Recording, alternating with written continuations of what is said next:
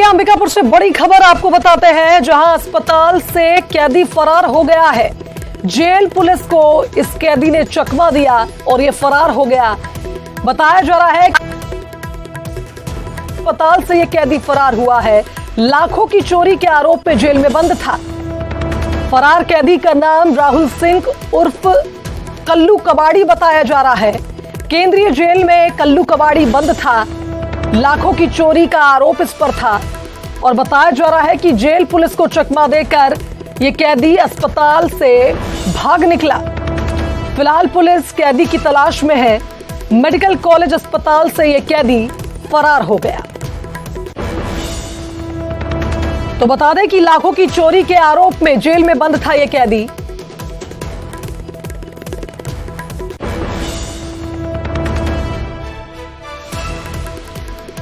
तो अस्पताल से कैदी फरार हो गया है। मेडिकल कॉलेज अस्पताल इस कैदी को लाया गया था। अक्सर ऐसी घटनाएं होती हैं जब कैदी को इलाज के लिए अस्पताल लाया जाता है और ये कैदी मौका पाकर यहां से भाग निकलते हैं। कुछ ऐसा ही ये मामला अंबिकापुर से भी सामने आया है। केंद्रीय जेल में बंद कल्लू कबाड़ी नाम का ये कैदी मेडिकल कॉलेज से भाग गया है। पुलिस को चकमा देकर कैदी मेडिकल अस्पताल से फरार हो गया। लाखों की चोरी के आरोप में जेल में सजा काट रहा था। चलिए अधिक जानकारी ले लेते हैं। संवाददाता श्रवण हमारे साथ फोन लाइन पर जुड़ गए हैं। श्रवण, जिस तरह से पूरा मामला सामने आया है, क्या कुछ अपडेट, क्या पुलिस अब तक कैदी तक पहुंच पाई है? अभी तक कैदी तक नहीं पहुंच पाई है और आज ये कैदी को केंद्रीय जेल अंबिकापुर से मेडिकल कॉलेज अस्पताल लाया गया था। ये अभी 2-3 दिन पहले इस जो कैदी है वो केंद्रीय जेल में चोरी के मामले में जेल भेजे थे पुलिस ने और एक बड़ा चोरी का पुलिस ने खुलासा किया था। करीबन घर में 40 से 45 लाख रुपए की चोरी की गई थी और ये इसमें आदतन ये शराबी था और इसको जेल के अंदर मिर्गी का अटैक आ रहा था, ऐसा केंद्रीय जेल अधीक्षक का कहना है। और यही वजह है कि उसको इलाज के लिए मनोवैज्ञानिक के पास मेडिकल कॉलेज अस्पताल लेकर आए थे, लेकिन जो केंद्रीय जेल के जो सुरक्षा कर्मी थे उनकी लापरवाही की वजह से उनको चकमा देकर वहां से फरार हो गया है और पुलिस को सूचना दे दी गई है और तमाम जगहों से उसको खोजबीन जारी है। लेकिन एक बड़ा चूक होने की वजह से जो सातिर चोर है वो यहाँ फरार हो गया है। जी ठीक है, बहुत शुक्रिया श्रवण आपका बातचीत के लिए। और चलिए सीधा चलते हैं, सीधी सीएम शिवराज सिंह चौहान जनदर्शन के लिए निकल चुके हैं। रहने दूंगा, तुम्हारे चेहरे पर मुस्कान लेके आऊंगा, इसके लिए मेरी जिंदगी है, इसके लिए मेरी जीवन। हर एक आदमी दुनिया में आता है तो भगवान किसी न किसी काम के लिए भेजता है। मुझे 4थी बार मुख्यमंत्री इसलिए बनाया कि मैं अपनी गरीब बहनों की जिंदगी बदल दूं, मैं अपनी गरीब बहनों की जिंदगी बदल दूं। और इसी काम में आज मैं पूरी गंभीरता से लगा हुआ हूं। मेरी बहनों और भाइयों, बेटा बेटियों, अपन परिवार की सरकार चला रहे हैं। मैं हमेशा कहता हूं कि मध्य प्रदेश मेरा मंदिर है और उसमें रहने वाली जनता ही मेरी भगवान है और इस जनता का पुजारी शिवराज सिंह चौहान है। मैं तो अपनी जनता का पुजारी हूं।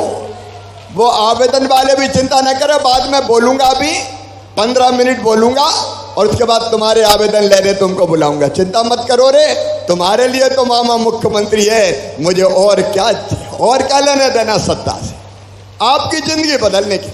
एक बात बताओ मेरी बहनों, जब पहली बार मैंने ये तय किया था कि हर बहन के खाते में 1000 रुपया आएंगे तो सबको विश्वास था कि नहीं था? अरे बताओ जोर से, था कि नहीं? मुझे सच में आज इतना आनंद है। मैं जहाँ जाता हूँ मेरी बहनें दौड़ती है, भैया का हाथ पकड़ती है, मेरे सिर पे हाथ रखती है और इतना स्नेह देती है कि मेरी बहनों, मेरी तो जिंदगी सफल हो गई तुम्हारी सेवा करके। इतनी बहनें जिस भैया की हो, 1.25 करोड़ बहनें। और मेरी बहनों, ये लाडली बहना योजना केवल कर्मकांड नहीं है। आप बताओ मेरी बहनों, अगर गरीब बहन को, किसान परिवार में जन्मे बहन को अगर जरूरत पड़ जाए 1000 रुपया की भी, तो इंतजाम हो पाता था क्या? अरे हो पाता था क्या? अगर कोई चीज की जरूरत हो, साड़ी खरीदना हो, बेटा बेटी की किताब खरीदना हो, इलाज करवाना हो, बच्चा आ जाए और कहे कि माँ मुझे कपड़े दिला दे, माँ मुझे किताब दिला दे, माँ मुझे आइसक्रीम दिला दे, तो बताओ इच्छा होती थी कि नहीं कि उसको दिला दूं? भाषण नहीं दे रहा, मैं बात कर रहा हूं, होती थी कि नहीं? लेकिन जब पैसा पास में नहीं होता था तो तकलीफ होती थी कि नहीं? अरे बोल के बताओ, तकलीफ होती थी कि नहीं? दिल में तकलीफ होती थी कि काश मेरे पास भी पैसे होते तो मेरे बेटे तरसते नहीं, मैं इनकी जरूरत पूरी कर देती। और जब सावन के महीने में मायके जाना हो तो एक ही चिंता रहती थी, अभी 5 मिनट बाद बेटा जरूर बोलूंगा, 5 मिनट बाद। अब देखो सभा डिस्टर्ब मत करो, तो इसको मिलवा देना मुझे और सबसे मिलकर जाऊंगा, चिंता मत करो। बोलो भारत माता की। अरे मैं कोई कमलनाथ थोड़ी के ऐसे ही भाग जाऊं, मैं तो जी जनता के लिए रहूं, मुझे और चीज से क्या लेने देना।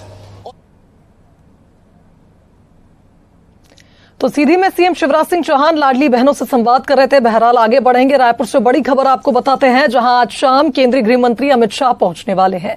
बता दें कि अमित शाह बीजेपी संगठन की एक बड़ी बैठक रायपुर में लेने वाले हैं। विधानसभा चुनाव के मद्देनजर काफी महत्वपूर्ण ये बैठक मानी जा रही है, जिसमें रणनीति पर चर्चा होगी। वहीं आपको ये भी बता दें कि 2 सितंबर को कांग्रेस पर आरोप पत्र पेश करने जा रही है बीजेपी, जिसके सिलसिले में आज की इस बैठक में चर्चा हो सकती है। दीनदयाल ऑडिटोरियम में एक खास कार्यक्रम 2 सितंबर को होगा। खैरमाल, अर्जुनदा, सरायपाली में सभाएं भी करेंगे।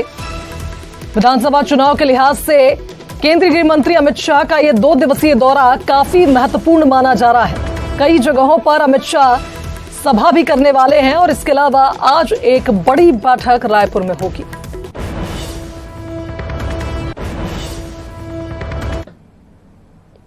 इधर राजधानी रायपुर में 2 युवतियों से गैंगरेप से सनसनी मच गई है। रक्षाबंधन के बाद महासमुंद से लौट रही 2 युवतियों के साथ हवस के दरिंदों ने हैवानियत की है। युवतियों के साथ आ रहे एक लड़के की पिटाई करते हुए 10 हैवानों ने दोनों युवतियों के साथ गैंगरेप की सनसनीखेज वारदात को अंजाम दिया। पीड़ित युवतियों ने मंदिर हसौद थाने में वारदात की जानकारी दी, जिसके बाद पूरे पुलिस महकमे में हड़कंप मच गया। आनन फानन में पुलिस की टीम बनाई गई और आरोपियों की खोज शुरू हुई। पुलिस ने कुछ ही घंटों में गैंगरेप के सभी आरोपियों को गिरफ्तार कर लिया और अब इस मामले की जांच में जुटी हुई है। तो बेहद शर्मसार करने वाली हैवानियत की ये 2 वारदातें। राजधानी में पुलिस का खौफ इतना कम हो चुका है कि इतनी बड़ी वारदात को अंजाम दिया गया। तो थाना में कल रात में 1 बजे एक युवती आई और उसने एक रिपोर्ट दर्ज कराई कि वो अपनी बहन और अपने मंगेतर के साथ में राखी त्यौहार मनाकर वो छतौना तरफ से आ रही थी। भानसोद जब क्रॉस की थी, उसके आगे कुछ लड़के मिले और उनके ऊपर छींटाकसी की है। तो इन लोगों ने इसको इग्नोर किया, आगे बढ़े कुछ ही दूर गए थे, 1-2 किलोमीटर के आसपास। तो वहाँ पर 3 लड़के बाइक में सवार थे। उन लोगों ने इनको रोका। रोकने के पश्चात जो पीछे जो लड़के इनको छींटाकसी करते जा रहे थे वो भी इनके पास आ गए। सभी ने मिलकर इनके पास रखे मोबाइल और कुछ पैसे थे उनको छीन लिया। और उसके बाद में इन लोगों ने अपना मोबाइल भी उसको दिया कि भाई हमको छोड़ दो, हम जाना चाहते हैं यहाँ से। तो इन लोगों ने फिर बाद में दोनों लड़कियों को जबरन अपने साथ में ले गए और बारी बारी से उनके साथ में सामूहिक रूप से इसके साथ दुष्कर्म किया। पीड़िता ने जब रिपोर्ट दर्ज जैसे ही थाने में रिपोर्ट दर्ज कराई, पुलिस अधीक्षक महोदय स्वयं ही थाने उपस्थित आए और हम सभी अधिकारियों को उन्होंने निर्देशित किया। रात में ही उन्होंने टीम बनाई और मुख्य प्राथमिकता थी कि हम आरोपियों को जल्द से जल्द गिरफ्तार करें। पुलिस आज सुबह तक लगातार सभी टीमें सक्रिय थी। तो 10 आरोपी जो थे, सभी इसमें जो शामिल आरोपी हैं वो सभी पुलिस ने हिरासत में ले लिया। पूछताछ करने पर उन्होंने जुर्म भी स्वीकार किया। पुलिस आगे की कार्रवाई।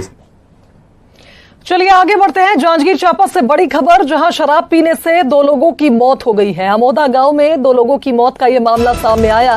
दरअसल जहरीली शराब पीने की आशंका है, जिसके चलते दोनों की मौत हुई है। गांव के कोचिए से ही इन्होंने शराब खरीदी थी और उसके बाद दोनों ने शराब पी। जांजगीर चांपा से बड़ी खबर, जहां 2 लोगों की शराब पीने से मौत हुई है। फिलहाल दोनों शवों को पोस्टमार्टम के लिए भेज दिया गया है और पुलिस हर एंगल से जांच करेगी। शुरुआती तौर पर यही माना जा रहा है कि जहरीली शराब पीने से दोनों की मौत हुई है, लेकिन फिलहाल पुलिस मामले की जांच में जुटी हुई है। पोस्टमार्टम रिपोर्ट के बाद और भी खुलासे होने की उम्मीद है। नवागढ़ अंतर्गत ग्राम अमोदा में ललिता बाई एवं किरण सूर्यवंशी की स्वास्थ्य खराब होने पर इलाज के लिए अस्पताल ले जाया जा रहा था। अस्पताल लाने पर डॉक्टर द्वारा उनसे दोनों को मृत घोषित कर दिया गया। अभी मर्ग जांच की जा रही है। जो भी पोस्टमार्टम रिपोर्ट और मर्ग जांच में आए कथनों के और अन्य साक्ष्यों के प्राप्त होगा उसके आधार। खबर बिलासपुर से है, जहां राष्ट्रपति द्रौपदी मुर्मू की संवेदनशीलता देखने को मिली। दरअसल राष्ट्रपति ने बिलासपुर में अपना काफिला रुकवाकर स्टूडेंट्स को चॉकलेट बांटी। बच्चों को देखकर राष्ट्रपति सड़क पर रुकी। सड़क पर बच्चों से कुछ देर तक उन्होंने बातचीत भी की और उन्हें चॉकलेट बांटी। राष्ट्रपति द्रौपदी मुर्मू दीक्षांत समारोह में शामिल होने के लिए बिलासपुर पहुंची थी। आज मां महामाया मंदिर भी वे पहुंची थी, जहां उन्होंने पूजा अर्चना की। और जब बिलासपुर में ही वो गुजर रहा था उनका काफिला, उस दौरान उन्होंने बच्चों को देखा, रुकी, चॉकलेट बांटी, उनसे बातचीत की।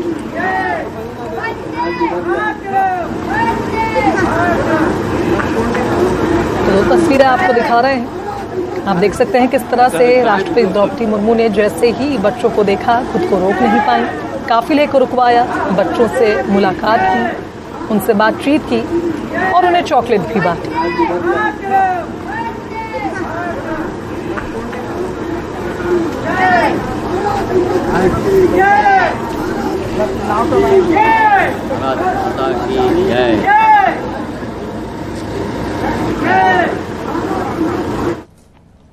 चलिए आगे बढ़ते हैं। नारायणपुर से बड़ी खबर आपको बताते हैं, जहां सुरक्षा बलों ने नक्सल स्मारक को नष्ट कर दिया है। भटबेड़ा गांव में नक्सलियों ने लकड़ी का एक स्मारक बना रखा था, जिसे सुरक्षा बलों ने नष्ट कर दिया। डीआरजी, बस्तर फाइटर और आईटीबीपी के जवानों ने इस कार्रवाई को अंजाम दिया। नक्सल विरोधी अभियान के तहत इस कार्रवाई को अंजाम दिया गया। छोटे डोंगर थाना क्षेत्र में टीम ने यह कार्रवाई की, जहां नक्सलियों का एक स्मारक सुरक्षा बलों ने ध्वस्त कर दिया। नारायणपुर से संबंधित है, जहां आज जिला नारायणपुर अंतर्गत कड़ेमेटा कैंप से डीआरजी, बस्तर फाइटर और आईटीबीपी की संयुक्त टीम नक्सल विरोधी अभियान हेतु ग्राम भटबेड़ा, सालेपाल और आसपास के क्षेत्रों की ओर रवाना हुई थी। और दौरान सर्चिंग गश्त के ग्राम भटबेड़ा में नक्सलियों के द्वारा निर्मित लकड़ी का स्मारक मिला, जिसे सुरक्षा बलों के द्वारा एहतियातन तौर पर जो है सुरक्षात्मक मानकों का पालन करते हुए जो है आग लगाकर नष्ट किया गया है। तो इसी के साथ इस बुलेटिन में फिलहाल इतना ही। दीजिए इजाजत, नमस्कार।